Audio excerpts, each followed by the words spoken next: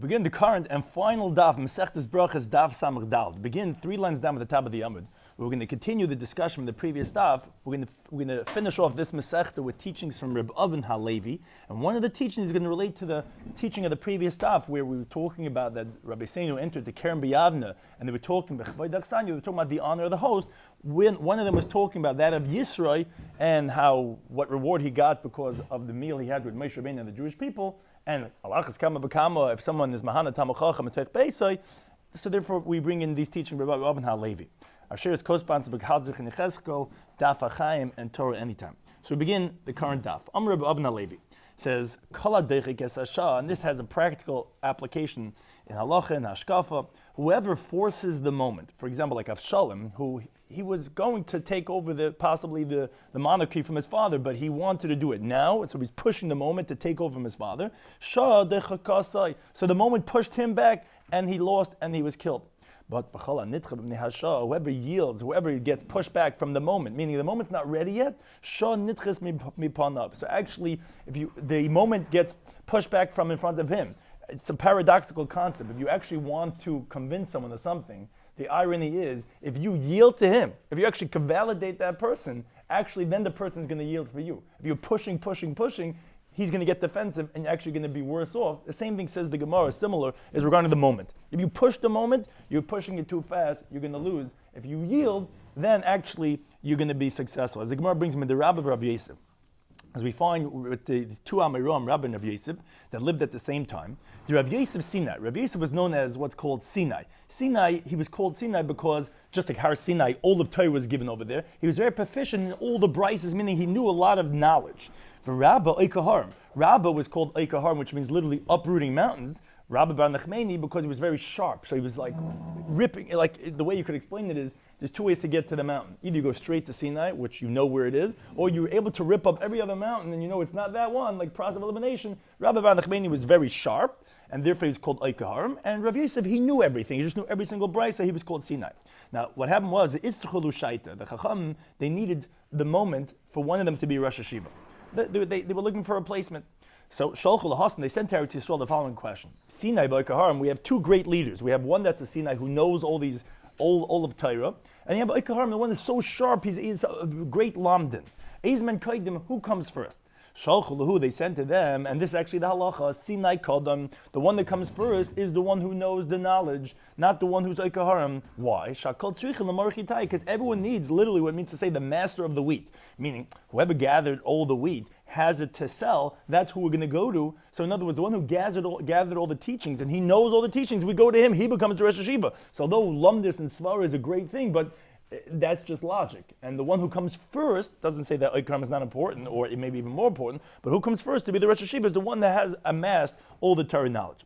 Now, Alpha Pekan, the Gemara says, even so, that Rabbi Yosef was the one they wanted to appoint, like Kibbalav Rabbi Yosef did not accept upon himself the position of Rosh Hashiva, because the Amrile Kaldoi, because the astrologer said to him, where it actually has a practical halacha application, where you see from this Gemara, although you're supposed to be Tam Tia Masham Lekecha, not supposed to seek astrology, but if let's say one hears, like in this case from astrologers, they told Rabbi Yosef that Malachta Tartin Shnin, you're going to rule, you're going to be the Rosh Hashiva only for 2 years. So he said to himself, wait a second, if I become Rosh Hashiva right now, I'm going to die in 2 years from now. So he was Nitche B'nei Hasha. He yielded because of the moment, and he didn't want to take the position of leadership. And Hasha Amdullah, where he didn't lose his years by that, and actually as the Gemara tells us, Malach Rabbah, so therefore Rabbah became the Rosh Hashiva, for Eshen B'tartin Shnin, he lived another 22 years and he was the Rosh Hashiva.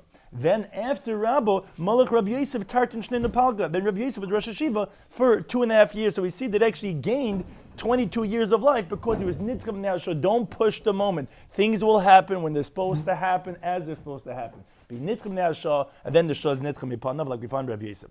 Now the Gemara even tells us that Kol Anach Shnei de Malach Rabbah, all the years that Rabbah was Rosh Hashiva, and again remember, Rabbi Yosef was really the one, so to speak, was supposed to be Rosh Hashiva, but since he didn't take the position of leadership, he didn't even call a blood letter to his house, meaning he didn't accept himself in any way like as if he was greater and some leadership position. If he had to let blood, which was a common custom in Talmudic times, he would go to the doctor. He didn't let him come to his house as come to the Rebbe, to the Rosh Hashiva. He didn't let that because he said, I'm not doing that, I'm yielding for the moment, and he let Rabbah be the Rosh Hashiva for all those years in every sense of the word. Another teaching from Ba'amar Rabbi HaLevi. Magdal said, what does it mean the pasuk in Tehillim? Ya'ancha Hashem b'yom tzara. Hashem will answer you in the day of difficulty. Yisagevcha, He will strengthen you. Shem Elokei Yaakov, the name, the God of Yaakov. The God of Yaakov? Elokei Yaakov Elokei Avram Yitzchak. Why are we saying here in the pasuk tell him that who's going to answer to you is going to be the God of Yaakov, and what's with Avram and Yitzchak? Says the Gemara, Mekan, from here we see Labala Kaira, for the owner of the beam, Sheikanis Ba'av Yishal Kaira. He should go into the thick part of the beam. In other words, if they're coming to move it from place to place, to put it into a building, then the owner of the beam, he's got to take it in the heavy part in the middle. What the Gemara is coming to say over here is that Yaakov, all the sons were his. He was bringing up 12 sons who became the corpus of the Jewish people. He should beseech mercy for them. You got to take the responsibility. It's your kids. So yeah, we see Elokei Yaakov because Yaakov was the one. Avram had one son. Yitzchak had one son. Had two sons. And Yaakov was the one who had the 12 Shvatim. He has to take the responsibility. So therefore, we say Elokei Yaakov. Another teaching, which this is why it relates back to the previous daf from Omer Rabban and Alevi, whoever has benefited from a meal that a Talmid Chacham is dwelling in that meal, and this is in a practical halachic sense, it's as if he benefited from the radiance of the divine presence. Like it says in the pasuk, and this is the pasuk we brought in the previous daf, that one of the Talmid Chacham, when he was talking about Chvei Achsanya, spoke about that Yisro made a meal for Moshe Rabbeinu and the Jewish people, and generations later we thank the Kani that we're not going to kill him out with Amaleki because he benefited us. The pasuk says, "V'yavei Aaron v'chol ziknei Yisrael." Aaron, all the elders of the Jewish people, they came lechel lechem emchais Moshe. This was the meal that Yisro made for everyone, but they came to eat bread with the father-in-law of Moshe Rabbeinu, lefnei Elokim, in front of God. Now the question is, when Yisro made the meal, they were eating in front of God. They were eating in front of Moshe Rabbeinu. He was the one that was serving them. So rather is coming to tell you, whoever benefits, whoever has pleasure from a meal that a Talmid Chacham is in that meal, it's as if he benefited from the divine presence. That's what we see from the concept. That's what it says Lefnei Elokim and not in front of Moshe Rabbeinu. Another teaching from Omer Rabban and Halevi says, Hanifta mechaveri. Whoever takes leave from his friend, al yomiloi should not tell him lech, and this is actually a halacha l'maisa. Don't say lech bishalom. Go in peace, because bishalom, in peace, sounds like that you're in that and you're done. Now, we don't want anyone to have the feeling like as if their mission is done, because then they're going to die. Ela lech lishalom, go to peace, which is that you're going to a destination. Shari Yisro said to Moshe Rabbeinu and Shemais, lech lishalom, go to peace. He went up and he was successful. But David said to some Avshalom and Shmuel Beis, lech bishalom, go in peace. That means to say he was done. Halach v'nitli, he went and he was hung. Another teaching from Omer Rabban and Halevi says, Anifta min hames. Someone takes leave from a dead person, meaning in Talmudic times the custom was they would take the oren, they would take the coffin from one place to another place to be buried, and they would escort the dead person from city to city. Then when the people from that city would go back, and then other people would take over on that journey to escort the dead body, the ones who were going back, they were called the niftarim. They were taking permission to take leave of the dead person. So al yom eloi, don't tell the dead person, lech lishalem, go to peace, as if he's not done yet. Rather, you say to the dead person, go in peace, which means to say that you don't need any more tikkun. You're done. Go in peace.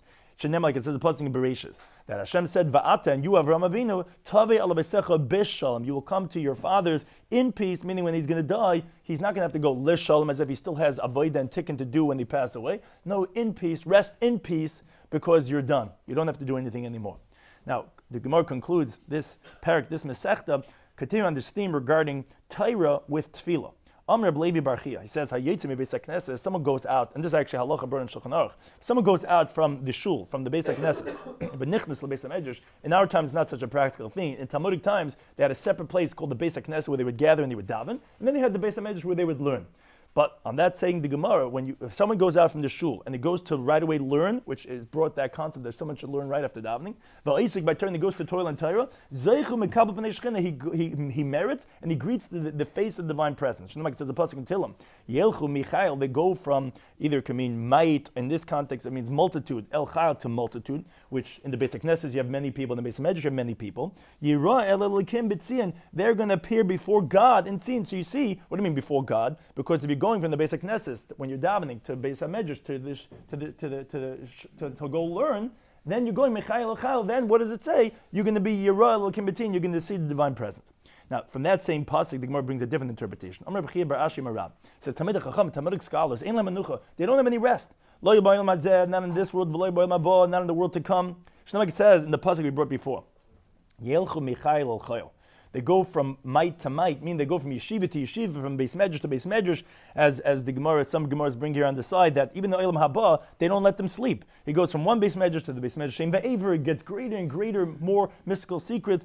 The Yerel Kim Betzin, you'll appear before God and seeing like we're doing over here. Mit Hashem, we're going Mechail Chayil, so we're going from a whiteboard, Mit Hashem, to some technology over here. Ein le menucha, it's not easy. But Megait Mechail Chayil, we're going to upgrade and upgrade. That's how Talmidei Chacham are. They don't rest. There's always more to accomplish, always more to get pleasure in the world, which we understand what the true pleasure is. Now, the Gemara concludes with the Mailis of Talmidei Chacham, which was the theme of the previous Daf regarding Pesach Mechavei Dachsanya. They spoke about the greatness of Talmidei Chacham. So Amar Belazar Amar Chanina says, Talmidei Chacham, Talmudic scholars, Marbim Shalom Ba'olam, and this is a well-known phrase where we say there at the end of In Kilikenu, they increase peace in the world. And that's in every facet of their life, that's the avodah that a true Talmid Chacham does. So now, like it says a pasuk in Yeshaya, V'chol b'nayich, and all your sons, limudei Hashem, are disciples, they learn from Hashem. V'rav shalom, and the abundance of peace is b'nayich, is your son. So the Mefarshim explained the diak over here is, why I say the word b'nayich 2 times? He already said b'nayich. Why saying again b'nayich? It's coming to allude to a different, that's included in the category of b'nayich, but not literally a son. Atika b'nayich, don't call it your sons, elaboynayich, rather your builders, which is that because the Talmidei Chachamim, the Limudei Hashem, they're also boynayich. They're also builders. They're builders of peace.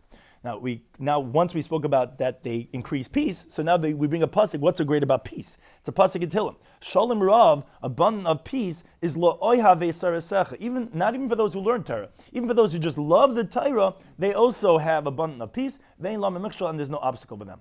As the pasuk says in Tehillim, Yishalom b'chech, there should be peace in your walls. Shalva b'manasech, there should be serenity in your palaces. And the next pasuk says, Laman achai v'rayeh, for the sake of my brothers and my friends, Adaber Nashalom Bach, I will pronounce peace upon you. And the pasuk after that says, Laman beis Hashem lakein, for the sake of the house of Hashem our God, Avak shetayv loch, I will request good for you. And it concludes with a pasuk in Tehillim, Hashem oiz might la'amo yitain, will give to his people. Hashem yivarech esam, Hashem will bless his people b'shalom, with peace. As we know, Shas ends off, this Masechta ends off. There's no kli machzik bracha. Our Shemoneh Esrei ends off with shalom. You can't have a kli kibul. You can't hold all the goodies if you don't have the actual vessel, which is shalom. If you don't have peace, you don't have serenity, you don't have tranquility, you have nothing. And therefore, that's very important that Talmidei Chacham amar shalom ba'olam, because shalom is the one thing that we can carry. We don't have a bag. We can't carry anything.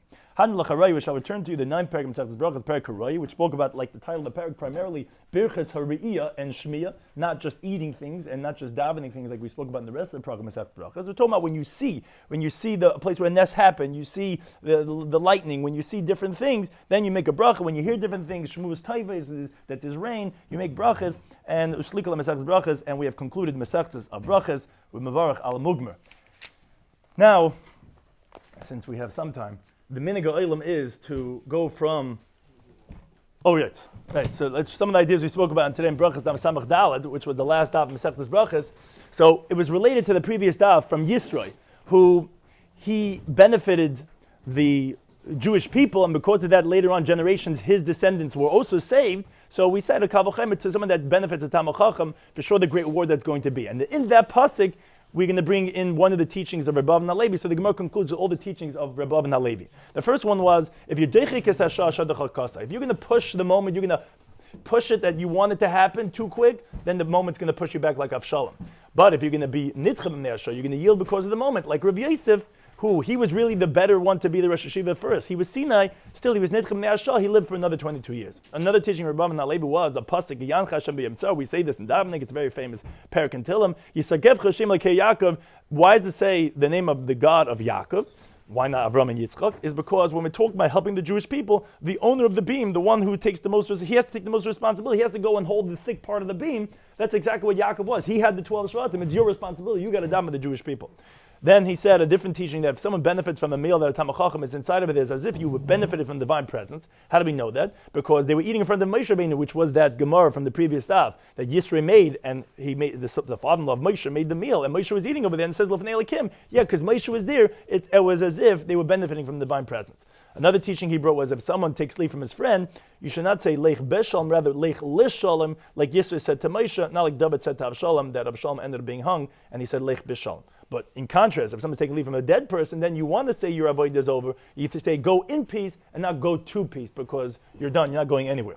Another teaching we had was if someone goes out from a shul and goes straight to the Beis HaMedrash, he's zeichet to mekabel the Pnei Shechina, like it says in the pasuk Michael Chayil from the shul to the Beis HaMedrash. It says Yireli Kim B'Tzion, they're going to go ahead and be seen by God in Tzion. We said Tamid Chachamim from the same pasuk, they don't have any rest, not in this world, not in the next world. They're always going, upgrading. Michael Chayil. Tamid Chachamim, we said Amar Misham Ba'olam, like it says in the pasuk Hashem Yavarach Hashem Avashalom. We concluded Haraya, like we said Berachas Haraya, and we finished Berachas Brachas. Nastam. We keep it.